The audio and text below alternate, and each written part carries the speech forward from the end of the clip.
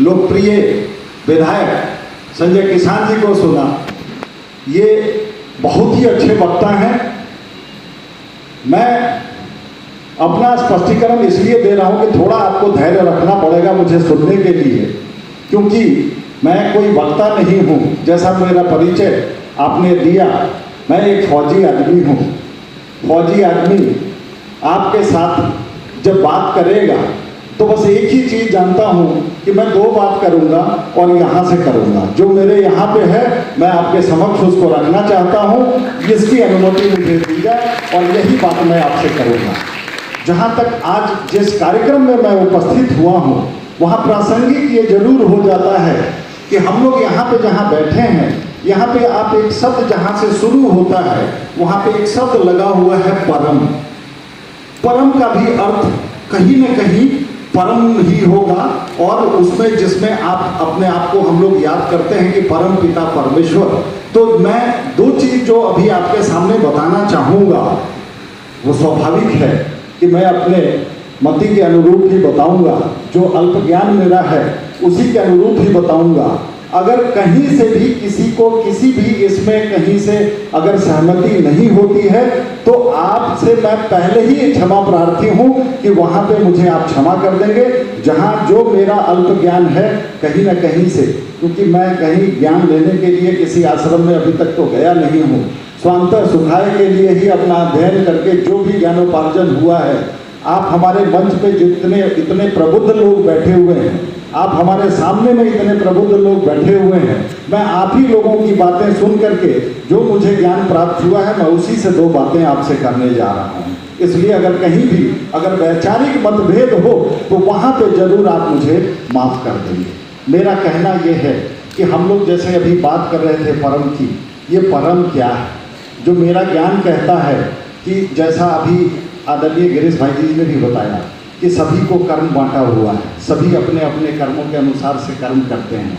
हमारे देवी देवता भी जो हैं वो सबको अधिकार दिए हुए हैं, सभी का कर्म जो है वो निश्चित किया गया है। जब हम बात देवी देवताओं की करते हैं तो उसमें हम अपने आदि काल के जो हम सबसे पुराने या यूँ कहें आदि देवता जिनको हम मानते हैं, ब्रह्मा विष्णु महेश, हम सभी जानते हैं कि ब्रह्मा जी जन्म देने वाले हैं, विष्णु जी पालन करता है और संहार जो है उसकी जिम्मेवारी हमारे भगवान शंकर को दी गई है। तो वैसे में मेरे मन में एक विचार आता है कि ये जो कार्य इनको दिया गया है या जो भी देवता देवी देवता हैं उनको कार्य दिया गया है, ये कार्य किसने दिया? इसका मतलब कि कोई न कोई इनसे भी ऊपर जरूर है जिन्होंने इनको ये कार्य दिया होगा। और वहीं पे मेरा विचार ये कहता है कि वो जो कार्य जिसने भी दिया है वो इनसे ऊपर है, उन्हीं को शायद हम ब्रह्म कहते हैं। और वो ब्रह्म बिल्कुल हम सभी जानते हैं कि निराकार है, निर्गुण है। हम सगुण की बात करें तो ब्रह्मा विष्णु महेश की छवि आती है, लेकिन जब निर्गुण की बात करते हैं तो वहाँ पे कोई छवि नहीं होती है। निर्गुण के बारे में ये कहा गया है कि इनका कोई अपना आकार नहीं होता है, ये बिल्कुल एक शीतल जल की तरह होते हैं। जल को आप जिस पात्र में रख दीजिए वो उसी की तरह से अपना रूप ले लेते हैं। जल को अगर आप फ्रिज में रख दीजिए तो बर्फ जैसी शीतलता आ जाती है, और जिस आकार के बर्तन में आप रखेंगे आकार उनका वही हो जाता है। और वही बर्फ जब पिघलता है फिर निराकार फिर अपने ओरिजिनल उसमें आ जाता है। तो मेरा ये मानना है कि ये जो निर्गुण हैं ये ब्रह्म है। यही एक परिकल्पना हमारे ब्रह्म की होती है जहाँ पे उनके कोई भी आकार नहीं है। अब सवाल ये उठता है कि अगर ये ब्रह्म है तो इनके भी कोई रहे होंगे ऊपर। तो वहां पे जो हमको बताया गया है, हम बचपन से पढ़ते जो आए हैं वहां पे एक ही चीज बताया गया है, और वो ये बताया गया है कि गुरु ब्रह्मा गुरु विष्णु गुरुदेव महेश्वर और गुरु साक्षात परम ब्रह्म। अगर परम ब्रह्म के साथ कोई है, समान कोई है, तो वो हमारे गुरु है। सबको गुरुओं की जरूरत पड़ी है। इवन ब्रह्म जब अवतार लेकर के आए और राम के रूप में आए, चाहे कृष्ण के रूप में आए, चाहे जिस अवतार में भी आए, सबको गुरु की जरूरत पड़ी है। वैसे में मैं इसलिए आज इस मंच पे जितने भी हमारे गुरु यहाँ बैठे हुए हैं, मैं सभी को प्रणाम करता हूँ, क्योंकि आपका जो स्थान है वो परम ब्रह्म की जगह है। आप ही परम ब्रह्म हैं, हमारे गुरु ही हमारे साक्षात परम ब्रह्म है, जिसको हम नहीं जानते, जिनको हमने नहीं देखा, उनकी जो है हम बात नहीं करते। लेकिन हमारी जो माताएं बैठी हैं, ये हमारी प्रथम गुरु हैं। हमारे पिता, हमारे जो है माता पिता भी हमारे परम गुरु हैं। और हमारे जो गुरु जो भी मेरे जीवन में आए, जिन्होंने भी अपना योगदान दिया है, वो हमारे लिए साक्षात परम ब्रह्म है। मैं आप सभी गुरुओं को एक बार इसीलिए नमस्कार करता हूँ। गुरु की महिमा का बखान मैं करने लगूँ तो शायद ये पूरा मंच या पूरा जो समय है वो हमारा इसमें निकल जाएगा। लेकिन गुरु की महिमा का बखान करना, और मैं ये मानता हूँ कि गुरु की महिमा का बखान करना सूरज को दीपक दिखाने के समान है, कभी भी समाप्त नहीं हो सकता है। और ना ही हम उनको उस तरह से महिमा मंडित कर सकते हैं जो उनके योग्य है। इतना ही जरूर हम जानते हैं कि अगर जो हमारे गुरुओं ने हमको सिखाया है कि सात समंद की मसी करो और लेखन सब बनिराई, और धरती सब कागज करो गुरुकुल लिखा न जाए।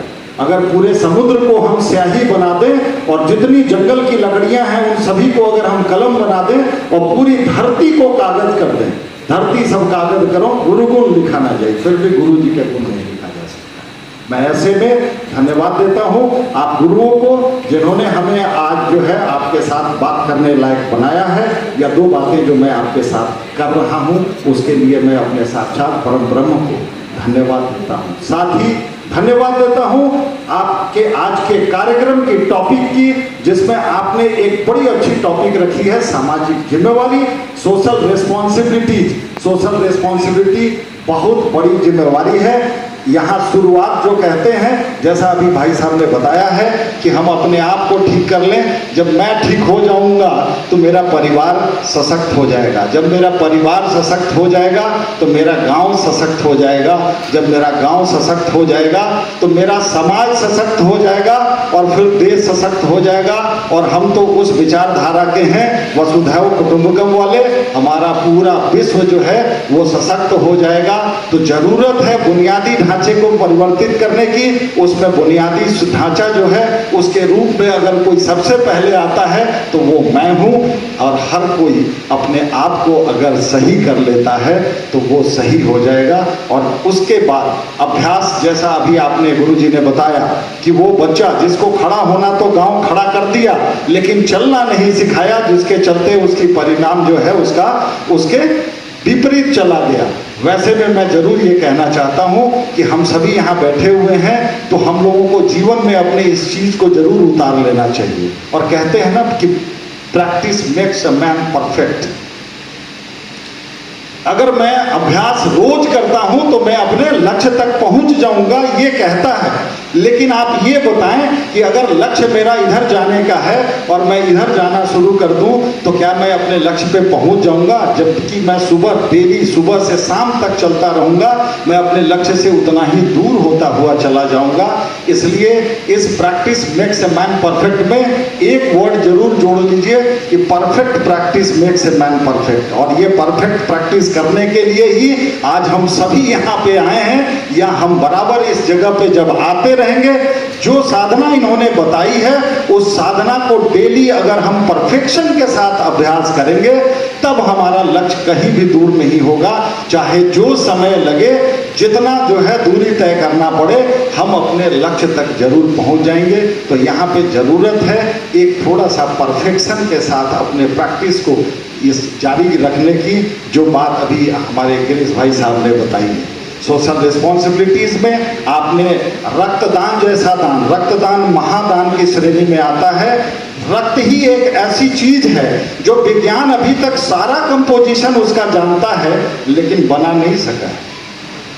रक्त जो है अभी भी कृत्रिम नहीं है, रक्त जो है वो ओरिजिनल है। और जितनी भी चीजें जो मनुष्य नहीं बना सकती हैं वो सब भगवान की बनाई हुई हैं। मनुष्य चाहे आलीशान बिल्डिंग बना सकता है, लेकिन मनुष्य आज तक धरती नहीं बना सका है, तो वो भगवान की दी हुई है। याद रखना, भगवान की जो दी हुई चीज है वो सीमित मात्रा में, और उसके संरक्षण की जो जिम्मेवारी है वो हमारी है।